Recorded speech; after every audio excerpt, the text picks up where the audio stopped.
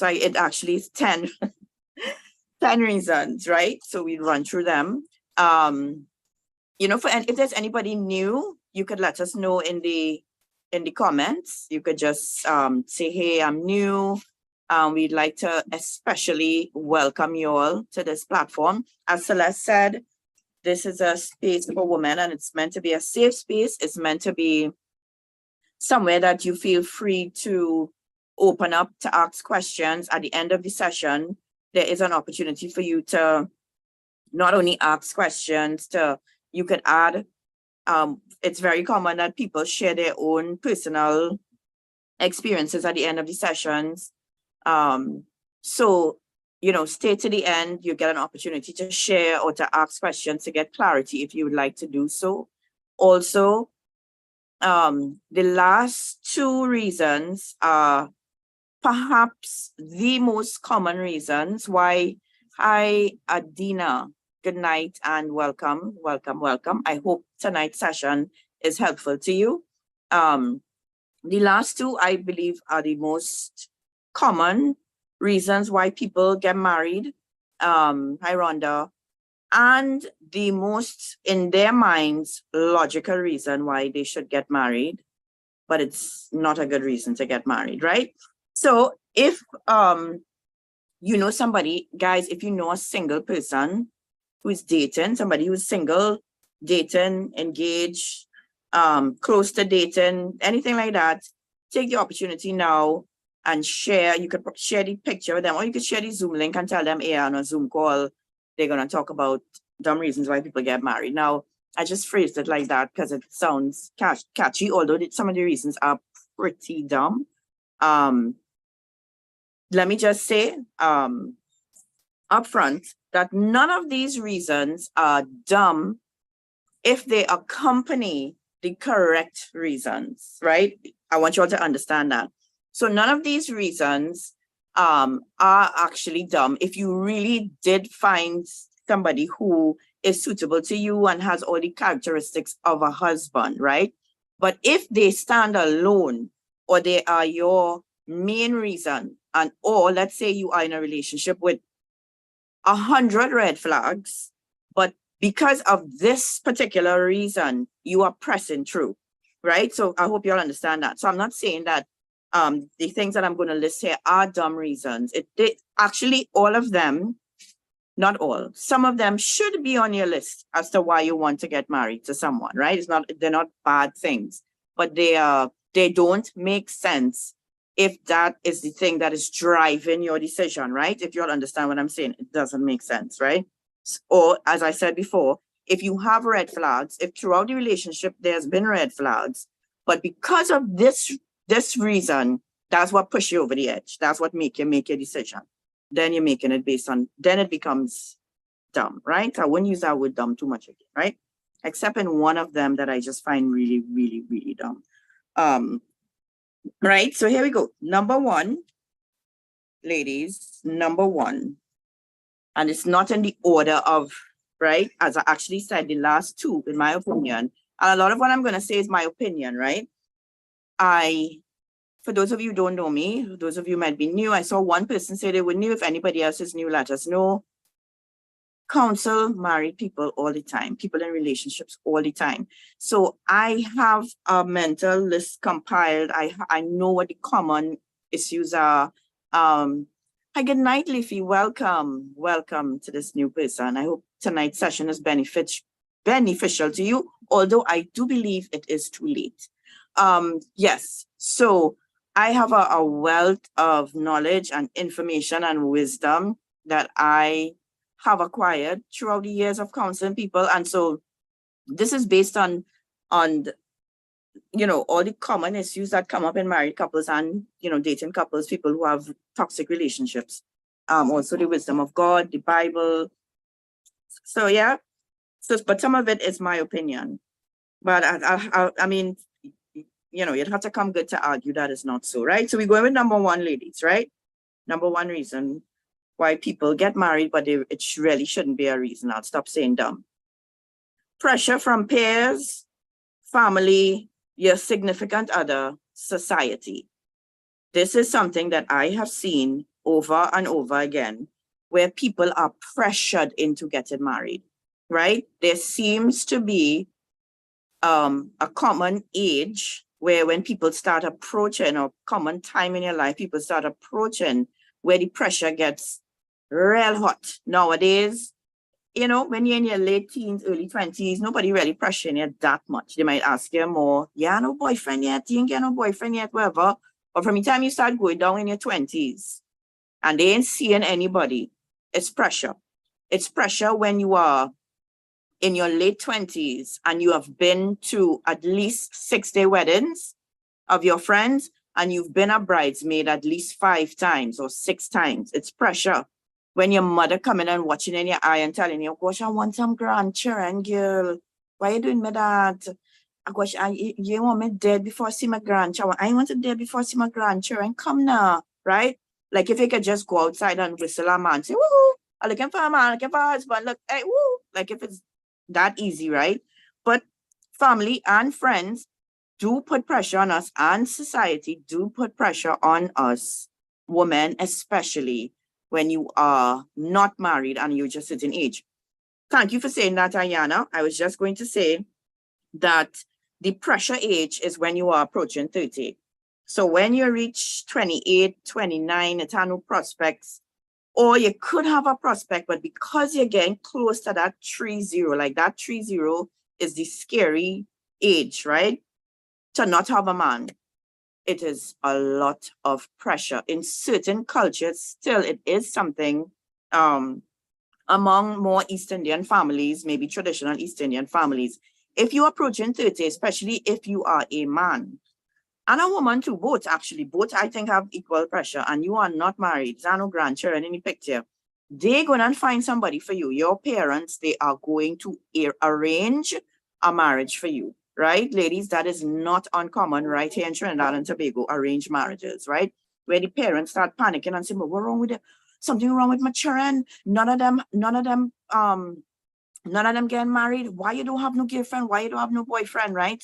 And so your parents will actually try to arrange a marriage from you and then for you. And then serious, your mother wanted to do that for you. Well, if she had come good, you know, I mean, I don't know. Shani Gill, I don't know. Yeah, but it's pressure. And then the pressure when it comes to your friends who might be getting married, they not necessarily, I lie. I was going to say a friends no pressure, but that's a big lie because I have a community, our church, and we do pressure the single older ladies. And so if any of those single older ladies are on this call right now, I want to ask you to forgive me, right? I want to ask you to forgive me if I personally have pressured any of you, because that's not a good thing, right?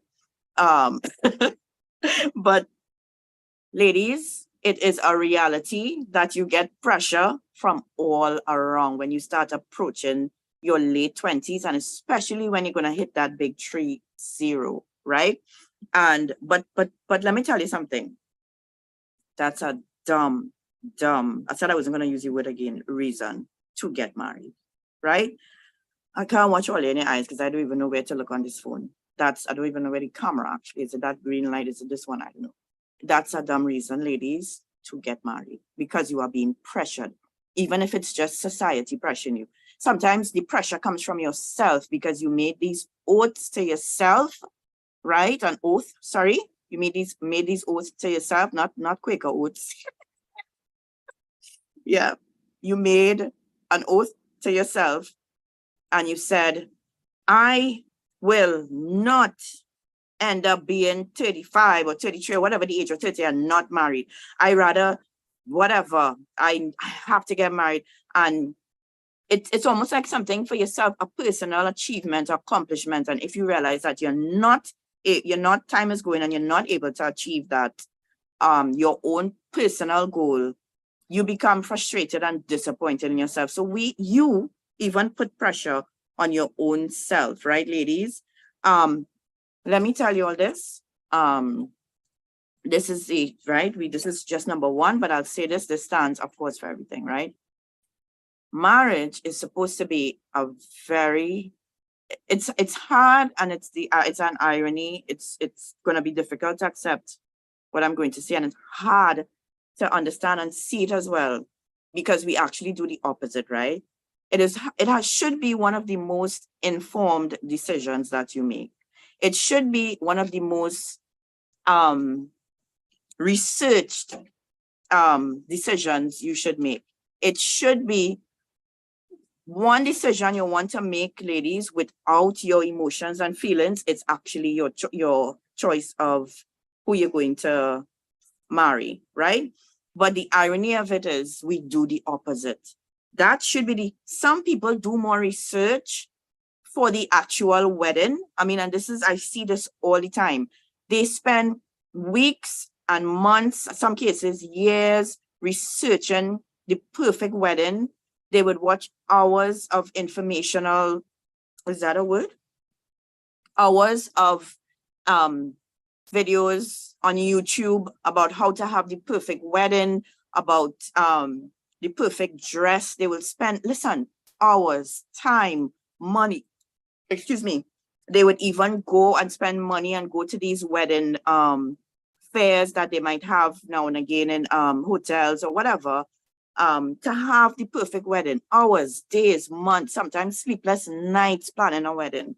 And not once did they ever go on YouTube and say common red flags to see if their boyfriend have any red flags. Or not once did they ever go to a YouTube video to research how to be the best possible wife, or what may be the issues I have to deal with as a woman, or proof that I may be ready for marriage or not ready for marriage. No research done on your marriage, right? On actually how to be a wife, how to be a good wife, or what marriage would entail, to look for certain things. But on the wedding, woo, time, hours, days, right? Days planning a wedding. And so, but ladies, let me tell you something. Marriage is supposed to be a very informed decision, one done with much research. I go so far as to say you should even do little PI work underneath, private investigator. If you have doubts, ladies, can I tell you something? This is your life you are talking about. Have you ever spoken to a divorced woman or a woman who has gone through a horrible marriage, somebody who's separate? I speak to them almost daily. And it's not uneducated women. Don't get tired and say, well, them stupid. Them stupid if them don't know the man ain't good. No, no. I'm talking about women of all ages, status in life, education levels as high as they could go. I'm talking about all sorts of women who get married for the wrong reasons, or married with a lot of red flags that, a lot of unresolved issues, a lot of red flags, and they went ahead because some of these reasons. And I want to say this. I want to say this early. I'll keep saying it throughout. It is better, ladies, for you to be single than to be in a bad marriage. If there's any woman on this call right now who is divorced or separated or going through a bad marriage, they will tell you. Ladies, if you're listening and you agree with me, let's say you are in that situation, tell the single ladies for me, it is better to remain single than to end up in a marriage that is bad, that is toxic, where you feel unloved, where you feel betrayed, where you can't trust, or all these different things that happen. It is better to stay single. There are two sides of this thing. Women, ladies who might be divorced or separate, talk to them in the chat and tell them, yes, it's true. It's better for you to stay single, right? There are two sides. There's a single side and a married side. There are some things that you will never come to an understanding on your own, ladies who are not married. There's some things that you just will not be able to understand or even believe, if I might tell you, unless you are actually married. Only when you get married, you'd be like, whoa, this is something I never considered when I'm single, right? So there are a lot of things that a single person does not consider as important. And if a married person could go back, they would say, if I only knew this. But it's things that single people don't consider, right? And so, ladies, You have to leave emotions out of your decision. Again, I know that's going to be like, how I could leave my emotions and my feelings out of a decision that is just all about feelings and emotions and romance. You have to leave, when you're making a decision, you leave romance out of it. Make a list, have red flags, have pros and cons, and being very serious, because at the end of the day, when you get married, there are things that will come up that you overlooked because you were just going by how you feel in the moment, right? And we'll talk some more about that, right? Right. So, number one, pressure from peers, family, significant others, society. Big reason people get married. It's really not a very smart reason, right, ladies? Number two, this one is a common, another mistake that people make. Because you have great chemistry with this person, because there's a sexual or sensual connection, you may have had sex with the person, or you are having sex with the person, and it's great. What it feels like to you is like when you all come together, nothing could stop us. This could solve everything. Because the sex is so great, this could solve everything. Right? So even if we argue or whatever when we're married, if we do this thing after, we have sex after, I know that's going to patch up everything. Or it doesn't even have to be that you actually had sex with the person. You just have that chemistry. And so it's not necessary that you're going all the way, but you might have your little hug up and hold hands, and it's feel like if, woo, this is like, it's just a driving force, a desire. The person is desirous and attractive to you, and you think that connection could take you through anything in life. If I could feel this way, if this how this man does make me feel, come what may, right? Now, ladies, right?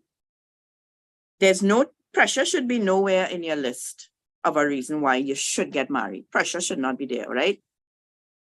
Nothing is wrong. Chemistry is something that if you have with your spouse, you're blessed. If you have a chemistry with your boyfriend, you realize, now, I'm not talking about you're doing stuff with your boyfriend and sexual things, right?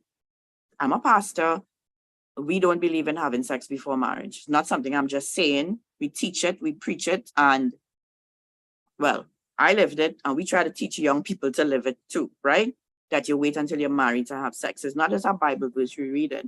And so I'm not talking about having sex, but let's say if you have a boyfriend and there is that connection, and the chemistry could be emotional too.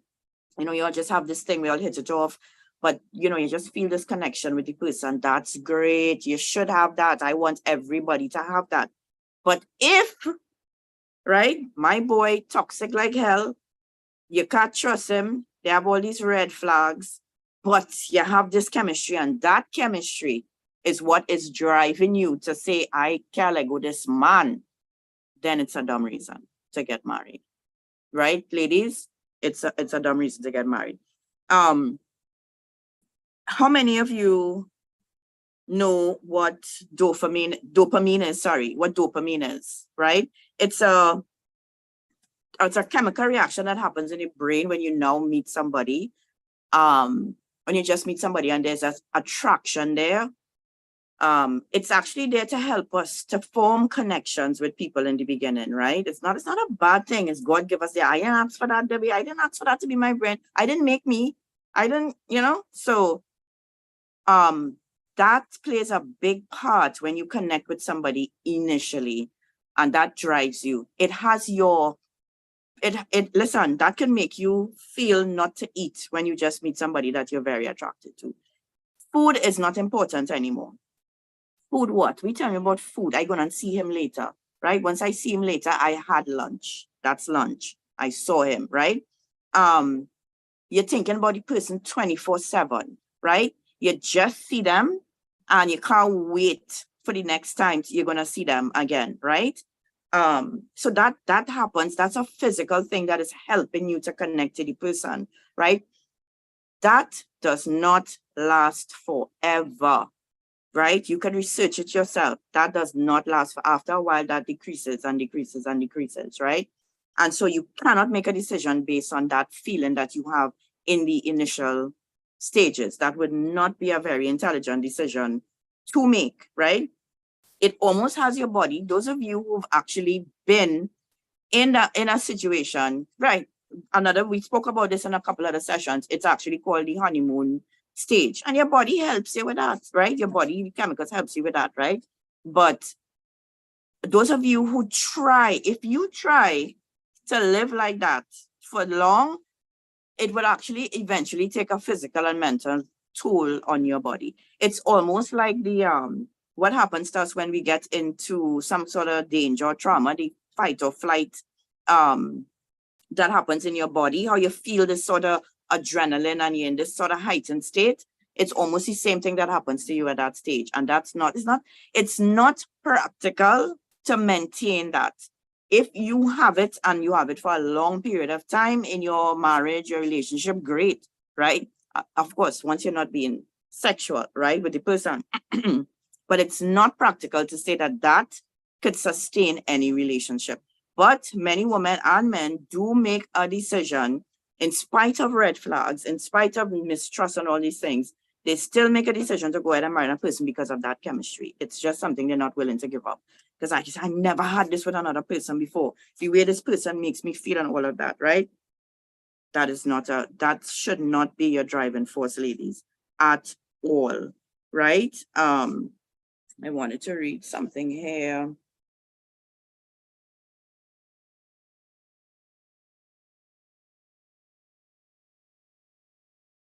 Right. Love. So that is good. So I'm not saying that's bad, ladies. That is good. But that, you gotta get a reality check. That's not going to last, right? That could happen quick, right? That is how you stupid, total bay. You can't talk, you're tripping, it's actually a thing that happens. Love is something that is lasting and happens over time. I don't know how people are so quick to say, well, I'm in love. True love, what true love really is, can only really happen with a deep emotional connection with someone, and it happens over time, happens over a time period, right? And so this kind of quick thing and this kind of, honeymoon phase, it's going to end. And what happens in that situation, right? When you have that kind of whirlwind kind of romance in the beginning, when it does start to decrease and you realize that you're losing it, you try as much as possible to go back into the past and recreate that type of relationship that you had initially with the person. And so it is diminishing, but you are trying to keep that as the focus. And so you keep saying, well, let's go back. How come things not the way it used to be? Every time we come together, it used to be such chemistry, and I like the way you used to kiss me and hold me and hug me, and right? And so you trying now to get that feeling back instead of now trying to get, because here what happens when you're in that kind of state, right? You go in hell hard after the person, but you actually don't know who they are.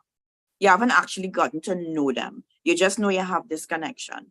And so when things now start to slow down in that kind of honeymoon phase where it's not this desperation, and I'll tell you something, ladies, you might think that that's an okay thing in a relationship, but that's not healthy. It is not healthy to have this type of desperation where I want to talk to you every second of the day. I want to see you, if I could see you every minute of the day. Now, yes, I know it's sounding great, but it's actually not healthy. It's actually a very codependent way of living. So like, you have two people who, let's say you are married, right? Right. Rhonda said it simultaneously with me, right? Let's say two people who are married, but you are codependent on that person. And if that person is not giving you a certain amount of time and attention, you start to feel unloved and you start to make accusations, and you need that person to always be reassuring, that is not healthy. And that's also not love. That's called codependency, right? And so after a while, you need to get a reality check and say, okay, I need to get a deeper level with this person, because that's not the deepest level. That's very shallow and surface. I need to get deeper with this person. I need to know who this person is. I need to really fall in love with them, who they are, get to know their background, get to know what their core values are, get to understand what kind of character this person have, what kind of brought up they have, how are they going to raise my children, these are the deep things that you need to start thinking about when you get to know somebody. So the chemistry thing, you can't go based on that.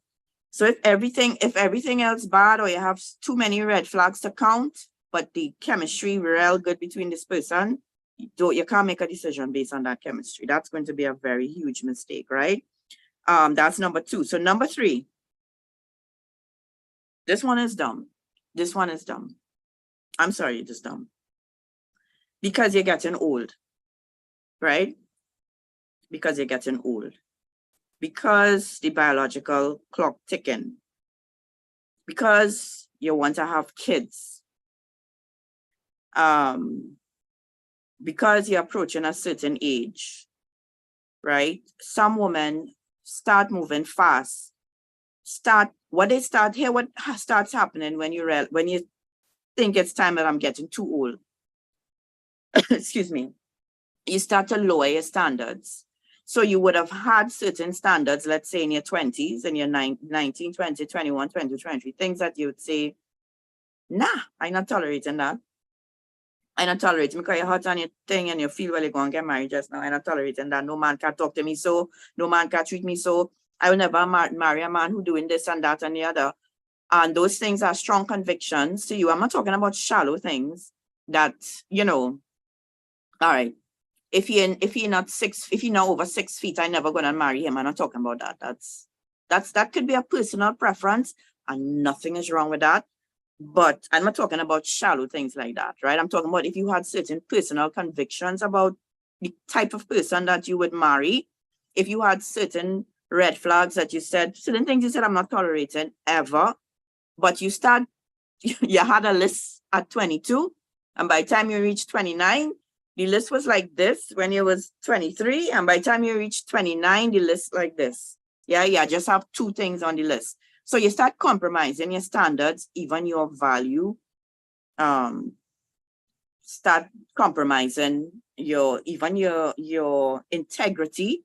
Certain things that you said you would never do personally in a relationship, you start to compromise those things because you want to get somebody, or you have somebody, and you know that if you set boundaries, so that you know the person is not going to respect certain boundaries if you set them. But what is most important to you is that you get married because you're getting old and you want to have children.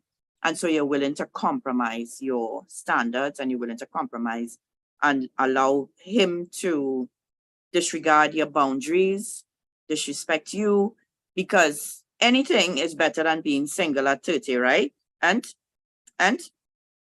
anything is better anything is better than being single at 35, right? And ladies, that making sense? That sound like it makes sense to you? Or they talk to me, I find out they're quiet in the chat. Is that making any sense at all? Right? That you drop all standards, or is it that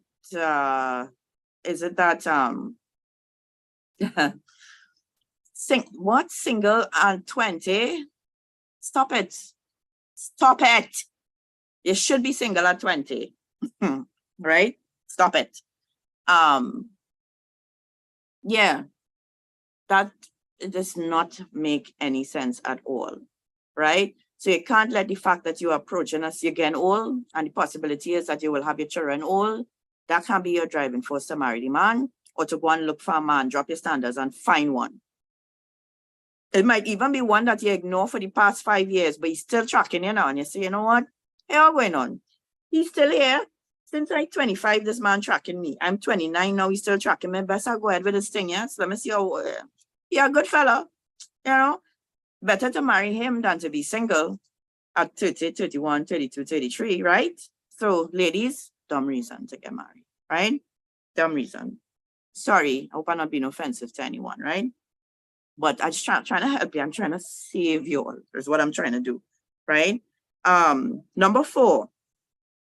There's another one I've seen over the years.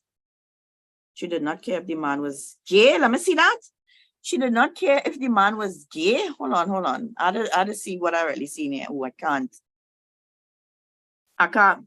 see it because when I press the comment, it gone sideways, and that's a whole drama. So we go read that after. But were you saying that she doesn't care if he gay? She gonna get married? Wow. Okay.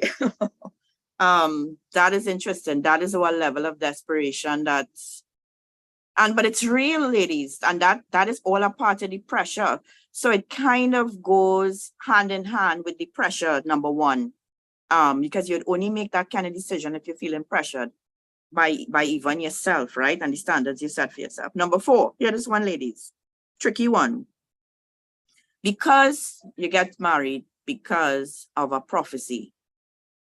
You might say, but how the pastor could say that?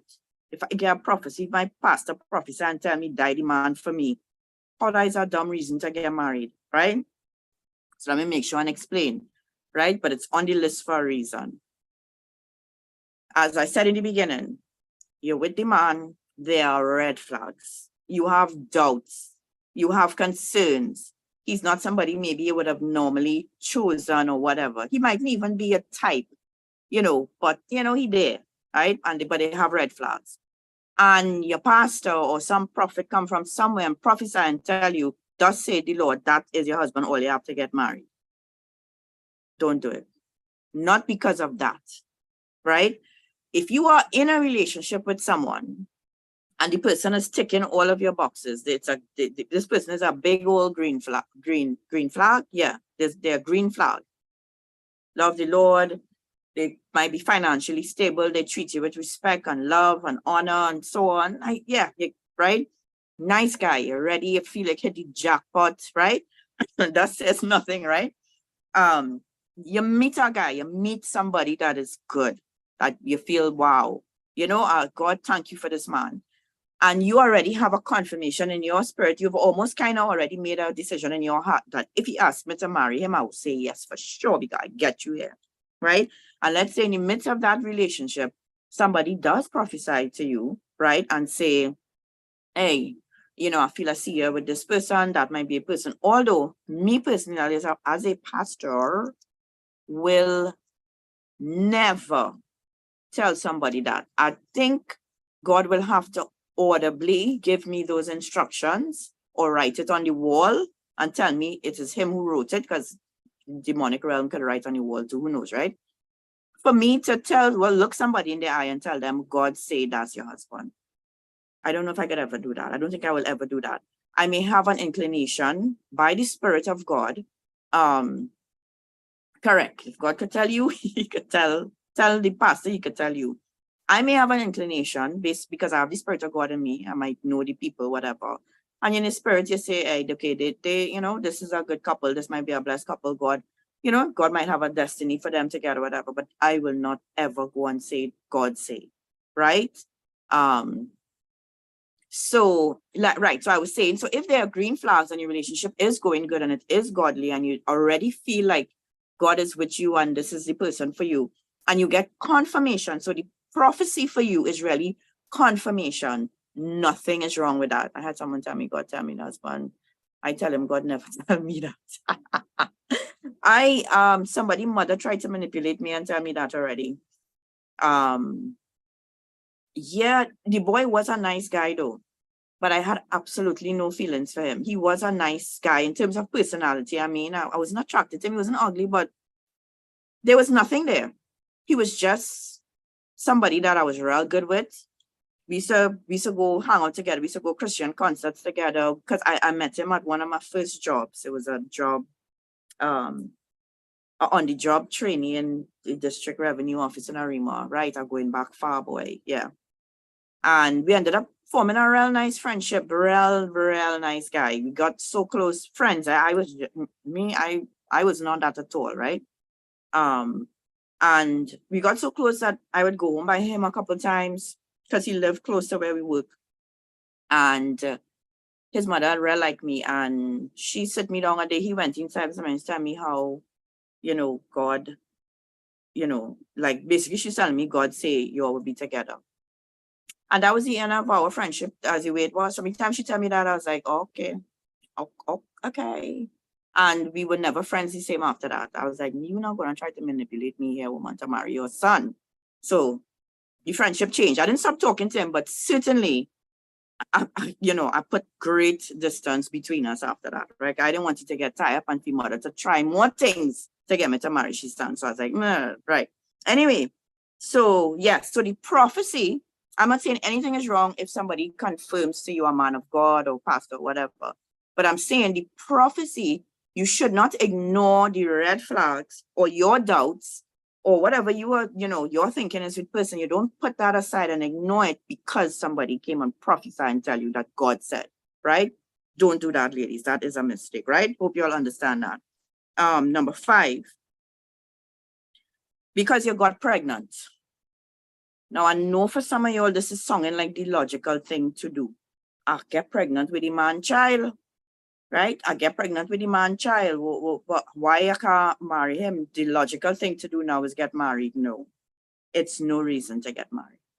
It's no reason to get married. You were in a relationship with somebody, you had sex and you got pregnant by mistake. How is that a reason to get married? How? Explain to me, right? I know what the common reasonings are, but I don't want my child to grow up in a broken home. I want my child, I always used to say I didn't want my child to grow up like me, I wanted my child to grow up in a home with a mother and father. We're having sex with a man who is not your husband for. If you always wanted that, you wait until you're married to have sex. That's how you could safeguard that. That's the only way, ladies, you can prevent your child from growing up. Well, although not even, because you could get divorced, right? But we're having sex with the man for if you didn't want that to happen, right? And so that's not a reason to get married. Somebody just said it complicates the relationship. If it was not really love, I have seen it a million times, ladies, where the relationship was going okay. The woman got pregnant, and from the time she got pregnant, the man started drifting away because he wasn't looking for anything long-term, and he did not want to be tied to this woman, and he certainly didn't want a child. Can I tell you all how many times I've seen people that happen to them, and they ended up drifting apart and not getting closer, and some women force men into marriage because they got pregnant. In fact, some women, the pregnancy is a trap, thinking that once I get pregnant, he's going to marry me. Why am I exactly trying to trap a man into marrying me? Do you all hear how that even sounds? Why would I force someone if I feel this person doesn't want to be with me naturally, doesn't love me enough to say, well, I want to spend the rest of my life with you? Why would I try to force that? What is going to make him love me? What I think one woman think is that when he see the child, he would watch the child and watch you and say, oh my God, you gave me a child. I love you forever. No. How many women you all talk to that it just didn't work out? They end up a single mother with a child father. That's how it ends most times. Or they do get married, but the marriage does not work because they get pregnant.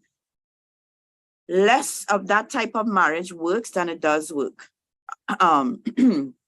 Or correct, they might end up loving the child, yes, but it's not necessarily going to make them love you, right?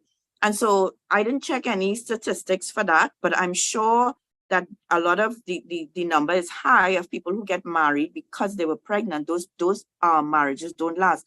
Those types of marriages lasted in the 60s and 70s, maybe early 80s. My parents got married because my mother got pregnant, right?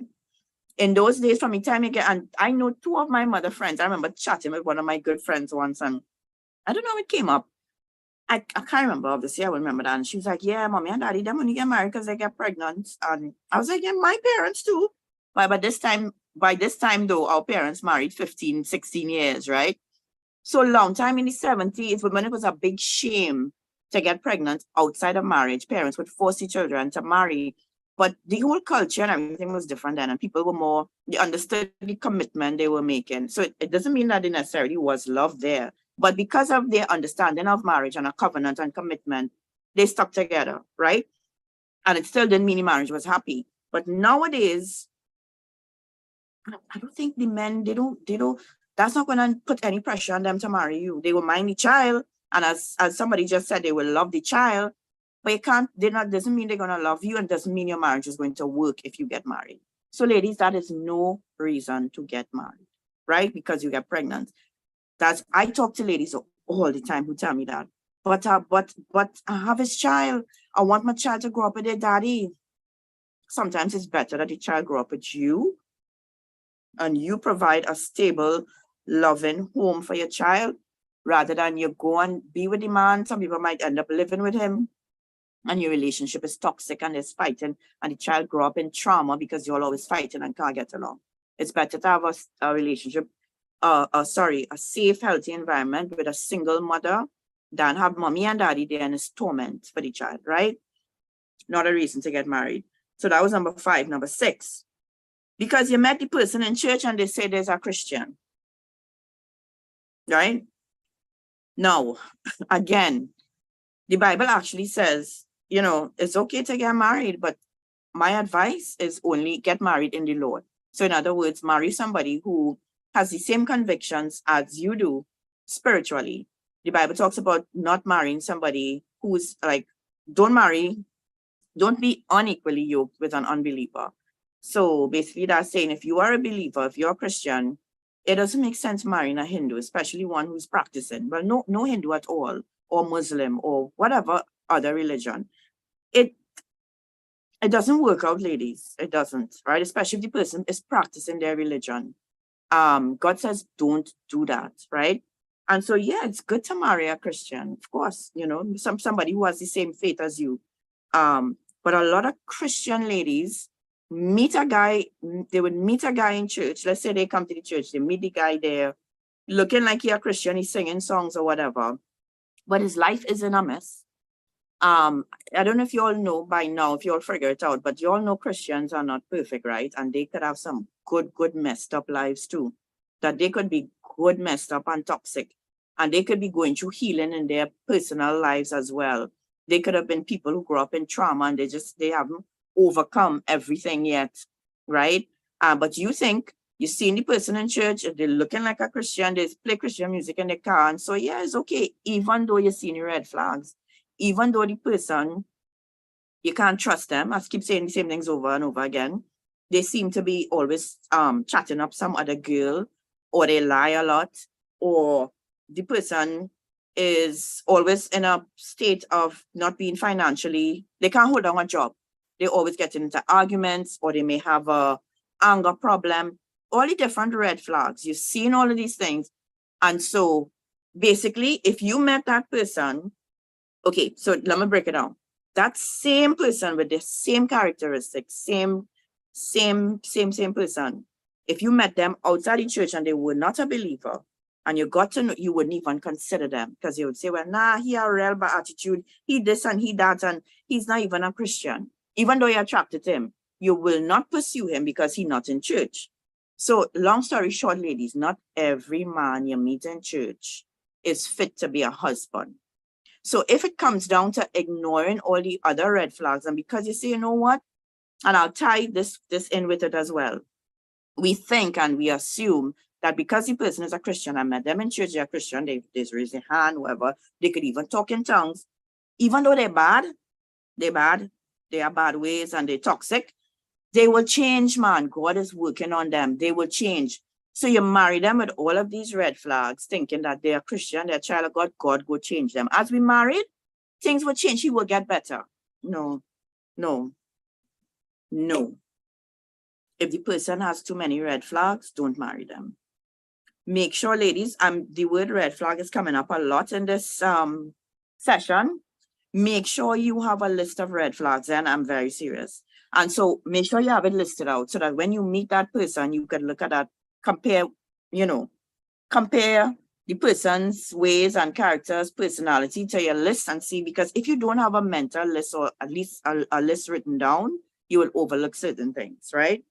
And so not because the person is in church, it makes them fit to be a husband, ladies, okay? Don't ignore the other things and say, well, yeah, he's a Christian, he will change. Mistake, right?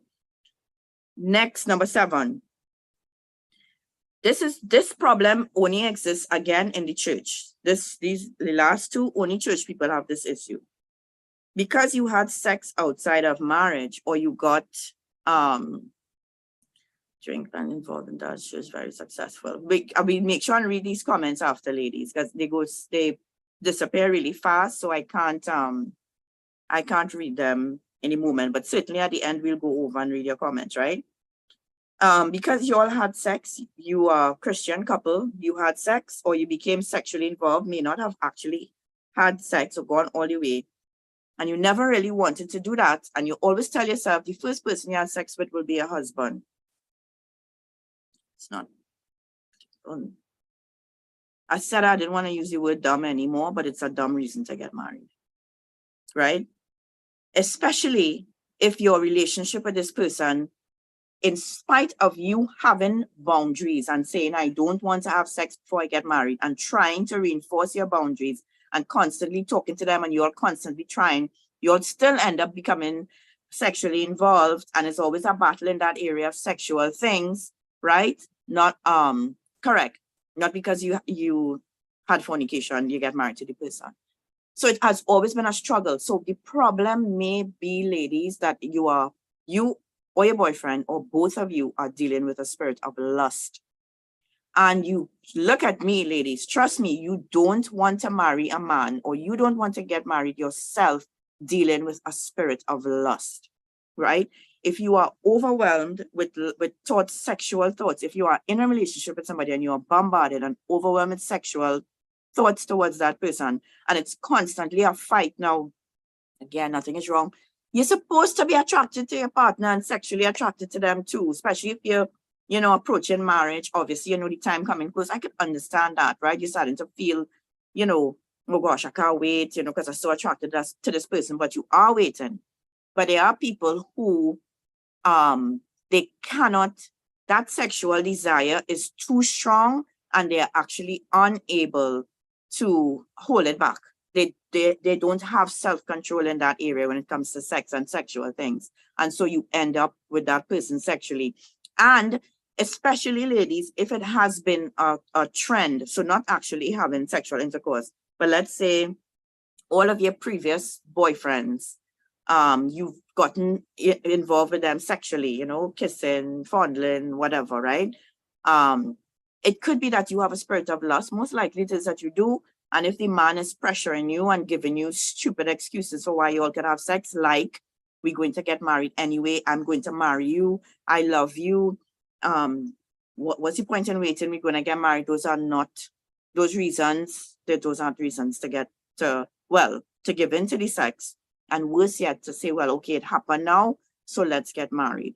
Only Christian people do that. They had sex, so they say, well, we had to get married. We sin. So your solution for the sin is to go and make a mistake and marry this person who's dealing with lust. Now, I am not saying that a Christian couple who may have been dating and did perhaps fall in a moment of weakness, right? But both parties repented, right? They both repented.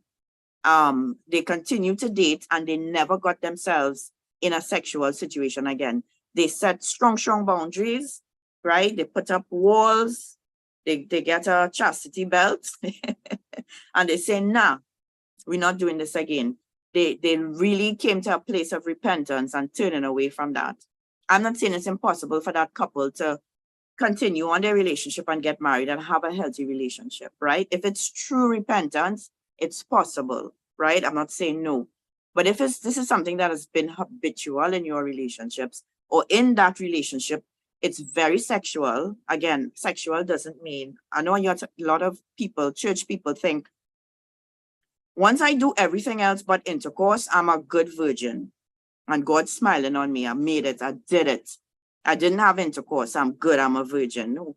That's when you believe in religion. That's when you think that God is not interested in your heart and you don't understand the love that God has for us. If you are in a relationship with a young man and you all are fondling each other and kissing and getting involved in ways sexually that you shouldn't, but you're not having intercourse, that is sexual immorality, and it is also seen as fornication and a sin, right? Yeah, the good little virgin, but you're doing everything else. No pat on your back for you. And so if that is how all of your relationships are as a Christian, you are dealing with lust, and you should not get married until you are free from lust, until you could find yourself in a relationship, a long-term relationship without any sexual encounters with that person, right? So ladies, not because you are a Christian and trying to do the right thing because you had sex, or I'll put a spin to it too, because you want to have sex badly, right? And you don't want to sin, but you want to do it bad. And you say, well, okay, marriage is the only solution for me to rid myself of these overwhelming sexual feelings that I'm having. That is not a reason to get married. If you are having those intense feelings and you're with someone who checks all the boxes, You already plan to get married to the person and you're just thinking, why am I suffering myself, right? But you already plan to, nothing wrong with saying, the Bible I know says better to get married than to burn. But I'm saying if that is the thing that is driving you though, you are making a horrible mistake, right, ladies? Lust actually cannot be satisfied and you could perhaps get married and still be burning. And you find that maybe a husband can't satisfy you or he will not be satisfied by you, right? Number 8, and then, well, remember I said the last 2, they are actually the most common and the thing that seems most logical to get married, right? Number 8 though, because you want to prove to the world that they were wrong about you all.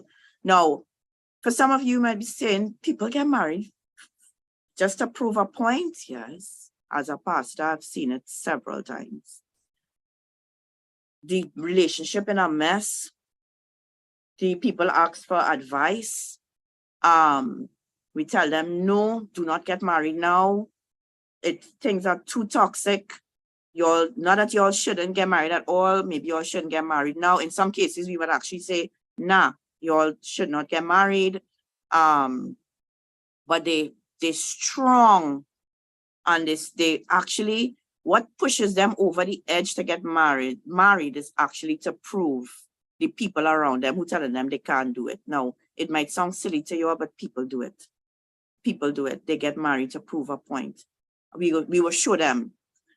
There's always end up showing us for true, right? That we right, right? That is a dumb reason to get married. Unfortunately, it shouldn't be on the list, but I've seen it several times, right? Where people say, okay, I will show them, right? And it's a sad thing. The last 2. So this one now, number 9, it's not a very smart reason to get married because you feel lonely. Now, this is, when I tell people this, they always say, oh, what's wrong with if I get married, if I'm feeling lonely? I want God say you should not be alone, right? Loneliness is, for a lot of people, they think that loneliness is a natural feeling. The feeling of loneliness, is natural. You know, and it is to some extent, right? If you are constantly alone, right? If you are constantly alone, if you are a loner, let's say you isolate yourself for whatever reason, you're always home or whatever the case may be, you could feel lonely, right? So yes, there's a natural aspect to it, but there's also another side of loneliness where it's not that lonely feeling that you have cannot be fulfilled by another human being. There's some people who feel lonely no matter where they go. In almost every situation or circumstance, they feel lonely. There's a feeling of emptiness almost always. And this loneliness drives them to end up in bad relationships with people who they wouldn't normally be friendly with, but because they are lonely and the person makes themselves available. So somebody who is lonely and desperate for that company might end up with somebody that they normally wouldn't because they really want that companionship, right? So I tell you, if you are a person who naturally feels lonely and has that longing, right, where you feel like you will not be complete if you don't have a partner to fulfill that feeling of loneliness, it's a dangerous place to be, to get married and think that it will take away that loneliness. That is not true. So this is one of the things that I said very early in the session. I said there's some things that you will only ever understand when you are married, that there's no way I could explain or tell you wouldn't believe until you're actually in that situation. And so when I tell people that you can be married and still feel lonely, they're like, but how? I have a man living with me 24/7. I get what I want. We can have sex when we want. We talk all day. I'm not lonely. I got what I want. I'm fulfilled now. That's if you live in, I didn't see Barbie. I don't know if Barbie was like that. That's if you live in some kind of fantasy world, Strawberry Land, or what's another cartoon. Flintstones. Flintstones used to quarrel too. That's if you live in some kind of fairy tale world and you have a perfect life, right? But there are times in your marriage where you will feel isolated, feel alone, feel misunderstood, and you will still have that feeling inside. Here the dangerous thing with that, right? I didn't get married because I'm lonely. I didn't get married because I felt lonely. But I have felt lonely while married, right? It's not dangerous for me because I don't look for to have that. It's unfortunate that I could be married and feel lonely at times, right? But I don't look to my husband to fulfill all of my emotional needs, or I don't look to him. So he's not my source of comfort and only source, sorry, of comfort, of friendship. He's not the only source of the, that feeling, that emptiness I might feel. He's not, certainly not my only source of love. My go-to is God. He is where I draw from. And in having a relationship with God for so long, I have discovered something, that his source is, it could never run out. He is what's the word I'm looking for? He's Dawn, I know you're on the call. I seen you right now typing. What is the word I'm looking for? I want to say that God, his love never runs out, his friendship never runs out, I should be able to articulate. Thank you, darling. Infinite. He has an infinite, unconditional, infinite source of love. It never runs out. I can go, the Bible actually describes it like a well that I could go to and draw from, a well that will never be dry. There's never a time that I could go to God and dip into the well and say, oh my gosh, there's no water. Impossible. Infinite source of love, of security, of friendship. And so, being married 21 years, 21 or 22, whatever, I am able, if I don't feel loved by my husband, or I do feel lonely at times, or rejected, or whatever the case may be, it does not destroy me. It doesn't put me in a place where, what am I going to do? I marry this man and he's not fulfilling my every need. I don't feel loved 24/7, and every minute of every day, every second. No, I can't. I'll actually be pretending if I say that that's how I would be, because I feel so full of everything from God, of love, of peace, of joy. And so that if I don't get it from a human being, my daughter isn't perfect either, and sometimes she treats me bad. But just the other day, it's today or yesterday, I was telling her, when my child's sick, everybody have a child, when she's sick, it's like a 24/7 job, right? Mommy, mommy, mommy, mommy, mommy, right? And it's like, every time I say, mommy, you can do this, I'm feeling weak, you can do that, right? And I will ask her to do one thing, and it's like, oh gosh, and whatever, and oh gosh, mommy, and and I'll say, look at all here. I say, look at all here, right? I would do anything for you, and the one thing that could make a mother feel like, I point out, I given you my life, my blood, literally, my last bit of energy. And one little thing I ask you to do and you can't do it, right? But that doesn't make me feel like my daughter doesn't love me. I know she's imperfect, or that my husband doesn't love me. But their source is not infinite like God. They are imperfect. They are not capable of satisfying me 24/7. And I dare not put that burden on them.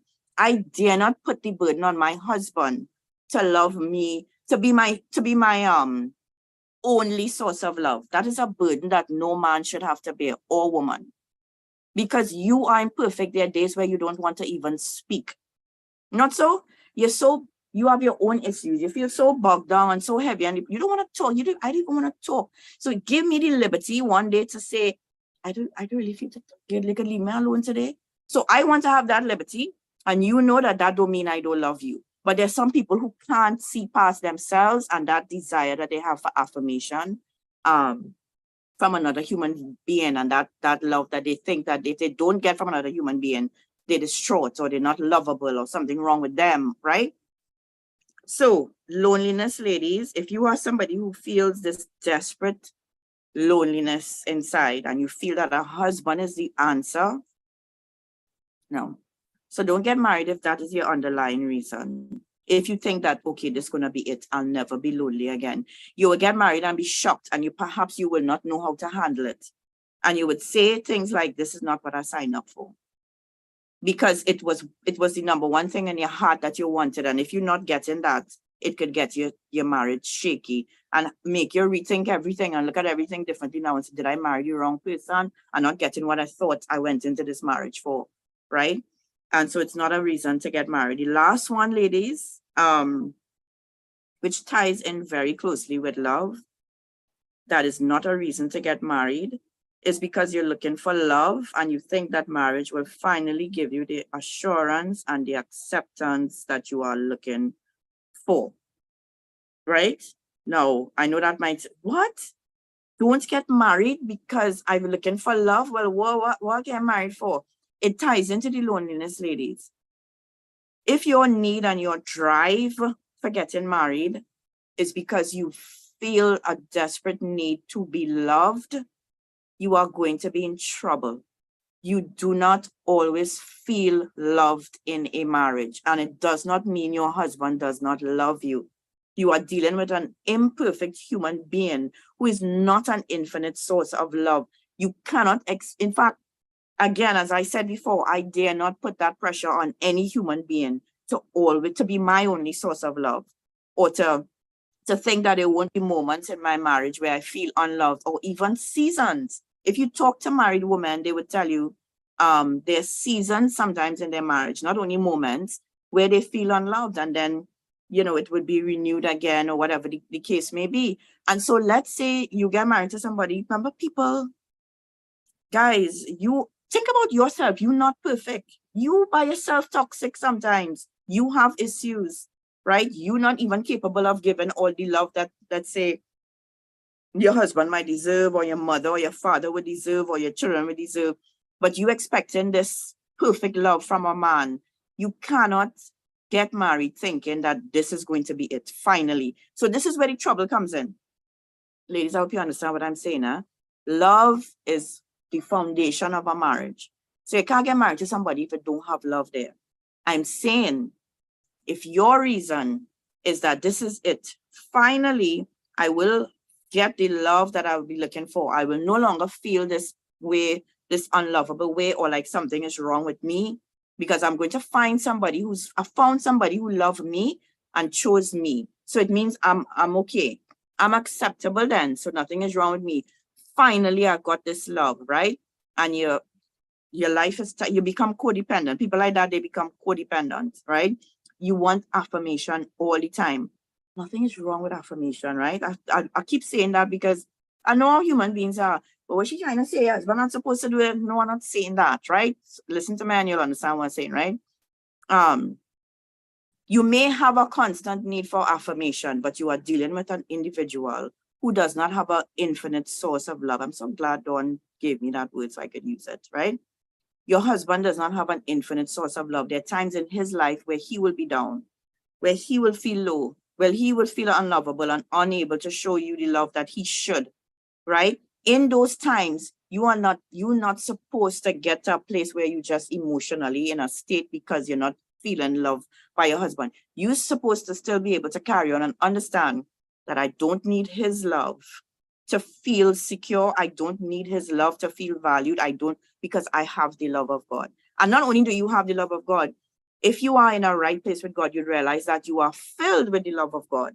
And that in spite of your husband not showing you the love that he should, or maybe he may not be able to at a time, something going through, you know, people deal with situations differently. It doesn't stop you, though, from showing him love. And that's another problem. Somebody who is codependent cannot do that. Not cannot, you cannot do that. If you're not receiving love, you can't give it. Because codependent people is, I scratch your back, you scratch mine. So if you ain't loving me, I ain't loving you. That's codependence. Somebody who is filled with the love of God and has a real relationship with God and understand that I actually don't need you to feel loved and valued, you know. That person could love in spite of. And please, ladies, don't think I'm saying this is an easy thing. It's not by any means easy, but we can do it. Because if you have God in you, if you are filled with the Spirit of God, if you call yourself a child of God, you can do it, right? It is what was not me, somebody typed. Oh, yeah. If you are filled with God's love, you are able to give love even though you are not receiving love. That is one of the biggest signs that you are a child of God. Being able to show love without receiving it. Not an easy thing. But I hope you all understand what I'm saying about not getting married because of looking for love. Like you think you found somebody who will finally meet all of your emotional needs. That's a mistake. Life happens, ladies, and it's very unpredictable. And your husband may have good intentions, but life happens. And so there are times and seasons where things just cannot be how it used to be, and you will feel unloved, maybe neglected, and all those things. That is not a reason to give up on a marriage or give up on your husband, because you have enough love in you to take the marriage for that season. That's how it's supposed to be. I do not know of many women, though, who are capable of doing that, because more people than should be are codependent and are in codependent relationships. It's if you're not doing, I'm not doing. And they would use words like, well, it's unfair. It's unfair. Whoever said love was fair? Or they understand what love actually requires. If you look at what Jesus did for us, ladies, right? You would understand what true love requires, what unconditional love requires. It is not an easy thing, which is why marriage should not be something that is entered into for all the reasons that I listed before. Because there are going to come time, there are times in your marriage of bliss, beautiful times, connections, beautiful, wonderful, but it's not always going to be so. I would love to tell you it's going to be like that 24/7. That's just not true. That's just not true. And so you want to make sure that when you get into a marriage that there's a proper foundation in you, right? That you have a right foundation, your husband does, and the marriage is built on the correct foundation, which is on Christ, on his love, on unconditional love, right? That's something that you should not get married without the understanding of what unconditional love may require of you, ladies, right? I hope and pray with all my heart that the words that I'm saying are not just babbles to you, and that you would take it to heart. Because remember, I talk about the two sides, right? The single and the married. There's some things as a single person you just will never understand. You can't see on that other side. And again, I'm sure if I ask the married women on this call, they would all attest to that. There's some things you just could not have catered for while single. And you don't have to cater for everything. It shouldn't be that you have every single thing together, because falling in love with somebody and saying, I'm going to love this person unconditionally, does not mean that the person is perfect. You're making a choice. The person has the green flags. Green flags don't mean perfect. It just means that there's certain things that our husband should have that okay, this man have all these things, and he doesn't have any of my red flags. He ain't perfect, but he don't have my red flags. I'm going forward with this marriage. But unconditional love means that even though things may change in the marriage, it doesn't change the fact that you love that person. Somebody who's getting married just to be loved cannot do that. And it causes many marriages to fall out. I've heard so many married women say, I don't feel loved in this marriage anymore. I want out. Ladies, not feeling loved in a marriage is not a reason for divorce. I'll say it again. Not feeling loved in a marriage is not a reason for divorce. If God treated us like that, he would have divorced us and thrown us in a ditch long time. Long time. That's not what love is. Love is not a codependent thing, right? So make sure your head in the right place, ladies, before you get married, and you understand what may be required of you, right? Just a little thing before I end. This is right, and I want you all to ask your questions. And well, Celeste would read some of the comments. I really couldn't. Just want to read. This is to deal with people who feel unlovable. There are people who that need for love comes from a place of them feeling unlovable, right?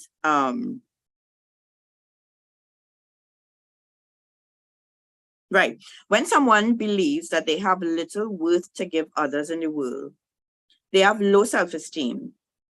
They have a lot of negative ideas and attitudes about themselves. Individuals with low self-esteem are more prone to ignore their abilities and to focus on their flaws, their shortcomings, and their perceived failures.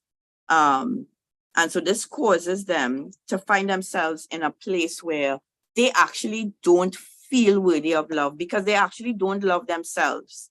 And so they don't feel worthy of love. And they don't feel worthy of love. They don't love themselves, but yet there's a deep longing for somebody to come along and just give them that love and make them feel special, make them feel that they're worth it now, make them, that person who has that feeling, no matter what that person comes into your life and tries to show you love, you will always find faults. You would always find that they fall short. It would be a difficult job for that person. So somebody who feels like that about themselves need to really do some healing, internal healing, before they look to get into a relationship. You're going to put too much pressure on a man if you feel that way about yourself. You have to love yourself first before you try to get somebody to love you. Imagine you don't love you and you want somebody to love you. I mean, it's possible, but let me leave that for God now. So work on you first. You make sure and heal first. Make sure you get to a place where you love yourself, where you see your own worth and your value, and that you understand where it comes from, which is God. And then you could move forward in a relationship, right?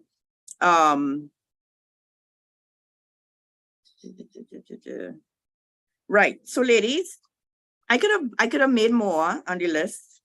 There's so many reasons that people get married.